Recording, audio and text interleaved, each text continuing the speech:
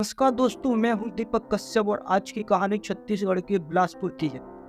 बिलासपुर की देवर board colony में सरिता श्रीवास्तव अपने 17 वर्षीय बेटे ओम प्रखर के साथ रहती थी। यह घटना 2021 की है। पति सुनील कुमार से अनबन होने के कारण सरिता बेटे के साथ घर में अकेली रहती थी। सरिता परिजात स्कूल की प्राचार्य थी। यह स्कूल वह खुद चलाती थी। ओम प्रखर कर्नल एकेडमी में कक्षा 12वीं का छात्र था और आकाश इंस्टीट्यूट में कोचिंग ले रहा था। पढ़ाई में उसे अच्छी खासी सफलता मिल रही थी। 19 मार्च को सरिता मंदिर जाने की तैयारी कर रही थी, जबकि ओम अपने कमरे में पढ़ाई कर रहा था। तभी दरवाजे की बेल बजी। सरिता ने बाहर जाकर देखा तो एक युवती खड़ी थी। जब सरिता ने उस युवती से बात की तो पता चला कि वो उनके बेटे की टीचर है। सरिता को मंदिर जाने को देर हो रही थी, इसलिए उन्होंने अपने बेटे से कहा, अपनी टीचर को चाय पानी पिलाओ, मुझे मंदिर के लिए देर हो रही है। इतना कहकर सरिता मंदिर चली गई। मंदिर सरिता के घर से दूर था। जब वह मंदिर से घर लौटी तो रात के करीब 8 बज गए थे। घर का गेट खुला देखकर सरिता को थोड़ी हैरानी हुई और ओम की लापरवाही पर गुस्सा भी आया। उसने ओम को आवाज दी, लेकिन जब जवाब नहीं मिला तो वह सीधे उसके कमरे में गई। कमरे में जाकर उसने जो देखा उस पर उसकी चीख निकल गई। ओम अपने कमरे में पंखे की हुक से लटक रहा था। 17 साल के बेटे को फंदे पर लटका देखकर वह कुछ समझ नहीं पाई। एक पल के लिए स्तब्ध रह गई। बेटे को इस हालत में देखकर उसकी चीख निकल गई। तुरंत ही उन्होंने घर से बाहर भागकर पड़ोसियों को आवाज दी। पड़ोसियों की मदद से ओम को पंखे से उतारा गया। उन्होंने उसकी नब्ज चेक की। सांस चल रही थी। सांस चलती हुई दिखाई दी।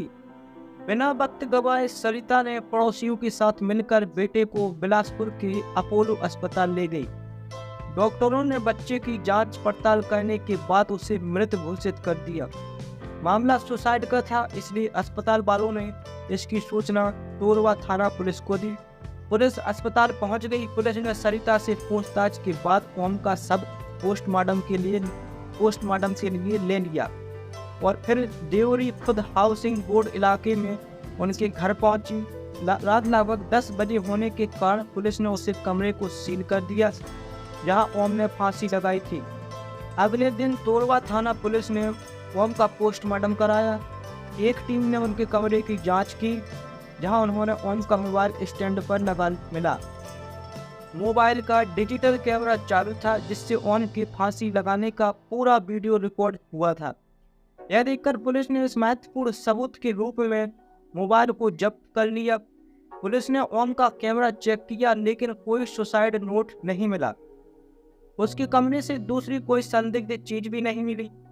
पुलिस ने सरिता श्रीवास्तव से पूछताछ की तो उन्होंने मंदिर जाने से पहले की टीचर आराधना के आने और मंदिर से वापस घर आने तक का सारा वाकया पुलिस को बता दिया, लेकिन इससे ओम के आत्महत्या करने के कारणों का पता नहीं चला। तोरवा थाना पुलिस ने ओम की आत्महत्या का मामला दर्ज किया और उसके मोबाइल को जब्त किया। मोबाइल में कुछ चीजों पर लॉक लगा हुआ था, जिसे खोलने के लिए पुलिस ने इसे साइबर सेल में भेज दिया। जांच के दौरान पुलिस इस बात को समझने में असफल रही कि ओम ने आत्महत्या क्यों की और सुसाइड का वीडियो बनाने का क्या कारण था। सरिता का इकलौता बेटा था और उसकी आत्महत्या ने परिवार और आसपास के लोगों को गहरे सदमे में डाल दिया। पुलिस उनकी आत्महत्या के मामले की जांच कर रही थी, तभी उसके कुछ दोस्तों के मोबाइल पर डिजिटल फॉर्मेट में सुसाइड नोट पहुंचे। ये नोट जब्त किए गए, जिनमें ओम ने जीने की इच्छा और अपने परिवार के लिए कुछ करने की बातें लिखी थी। सुसाइड नोट में एक लड़की का जिक्र करते हुए ओम ने लिखा कि वह उसका मोबाइल नंबर कभी ब्लॉक तो कभी अनब्लॉक कर देती थी। उसने अपनी मौत से उस लड़की को दर्द पहुंचाने की भी बात की। इससे पुलिस को संदेह हुआ कि मामला प्रेम प्रसंग से जुड़ा हो सकता है। पुलिस ने सुसाइड नोट के आधार पर अपनी जांच आगे बढ़ाई। इस दौरान उनके दोस्तों को भी उसके सुसाइड से संबंधित कई मैसेज मिले। जांच में पता चला कि ओम ने आत्महत्या से पहले मोबाइल में 2-3 सुसाइड नोट रिकॉर्ड किए थे और कुछ अन्य मैसेज भी लिखे थे। यह मैसेज और नोट्स दोस्तों को अलग अलग समय पर भेजने के लिए उसने टाइम सेट किया था, इसलिए उन्हें यह नोट्स अलग अलग समय पर मिले।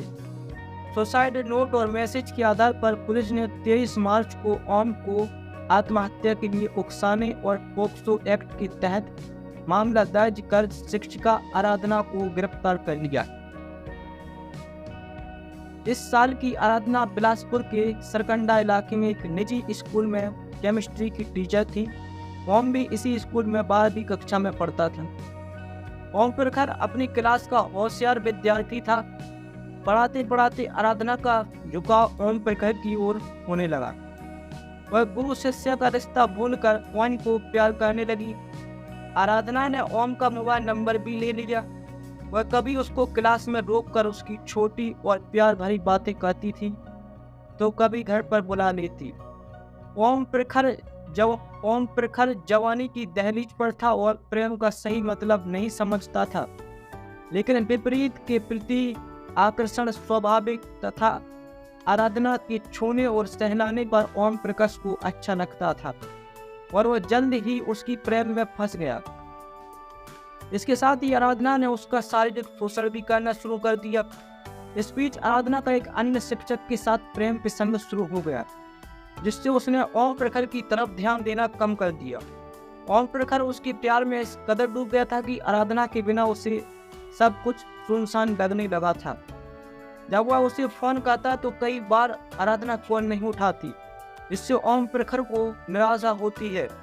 जब उसने पता लगाया तो उसे पता चला कि आराधना का एक शिक्षक के साथ चक्कर चल रहा है और यह जानकर ओम प्रखर बेहद परेशान हो गया।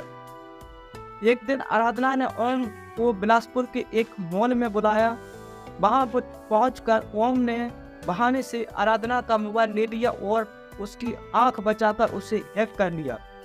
इससे ओम को आराधना के अपने प्रेमी शिक्षक से कई सारी बातें और सोशल मीडिया पर किए गए मैसेज का पता चलने लगा।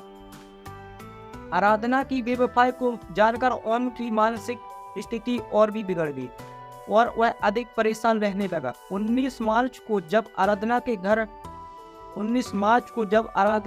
के घर आई तब उसकी माँ सरिता मंदिर जा रही थी। माँ के जाते ही ओम ने अपने दिल की बात कहने का मौका समझा और आराधना से उसकी बेवफाई के बारे में सवाल कर दिया। आराधना ने उसकी बातें अनसुनी करते हुए उसे तिरस्कार से जवाब दिया और कहा कि वह अपनी जिंदगी की मालिक है। यह सुनकर ओम का दिल टूट गया। आराधना की कठोर बातें और उसकी बेवफाई के एहसास ने उसे अंदर तक झकझोर दिया और वह गहरी उदासी में डूब गया। नासमझी में उसने सुसाइड करने का फैसला कर लिया। उसने किसी खास ऐप की मदद से कोड लैंग्वेज में कुछ सुसाइड नोट लिखे। 1-2 सुसाइड नोट उसने हिंदी में भी लिखे। यह सुसाइड नोट लिखकर उसने टाइम सेट कर दिया और अपने दोस्तों को भेज दिया। इसके बाद घर में अकेले ओम ने एक रस्सी से फांसी का फंदा बनाया और कमरे में लगे पंखे से लटक कर अपनी जीवन लीला समाप्त कर ली। सुसाइड नोट के टाइम सेट किए जाने के कारण ओम के दोस्तों को उसके सुसाइड नोट अलग अलग तय समय पर मिले। दोस्तों को सुसाइड नोट मिलने पर ओम के सुसाइड करने के कारणों का पता चला। पुलिस ने साइबर विशेषज्ञों की मदद से सुसाइड नोट के कोड वर्ड को डिकोड कराया। सुसाइड नोट में आराधना के लिए एक जगह लिखा था कि उसे पता था कि मैं बेस्ट हूँ, लेकिन उसने मुझे बर्बाद कर दिया।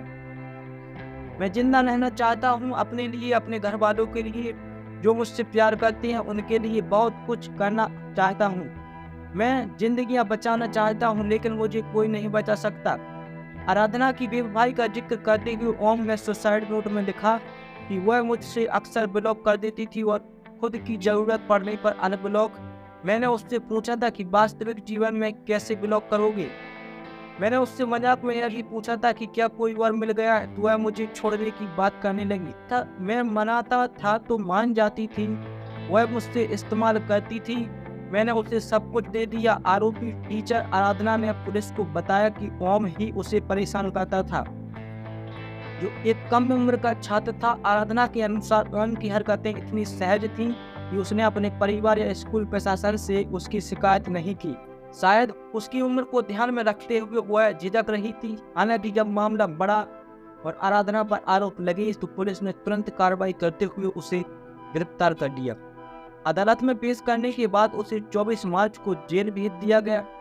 इस घटना ने समाज और स्कूल के अन्य सदस्यों में भारी चर्चा और चिंता पैदा कर दी, क्योंकि एक टीचर इस तरह के गंभीर आरोप पहले कभी नहीं देखे गए थे। ऐसे रिश्ते न केवल व्यक्तिगत जीवन को नुकसान पहुंचाते हैं, बल्कि मेरे परिवार और समाज को भी बुरी तरह प्रभावित करते हैं। ईमानदारी और जिम्मेदारी भरे रिश्ते को सच्चे सुख का आधार होते हैं। दोस्तों, यह पूरी कहानी जानने के बाद आप क्या कहना चाहेंगे कमेंट बॉक्स में जरूर बताएं। अगर आपको हमारी मेहनत पसंद आई हो तो वीडियो को लाइक करते हुए शेयर करें। क्राइम की दुनिया से जुड़ी ऐसी ही कहानियों के लिए चैनल को सब्सक्राइब कर बेल आइकन जरूर दबा लें। धन्यवाद।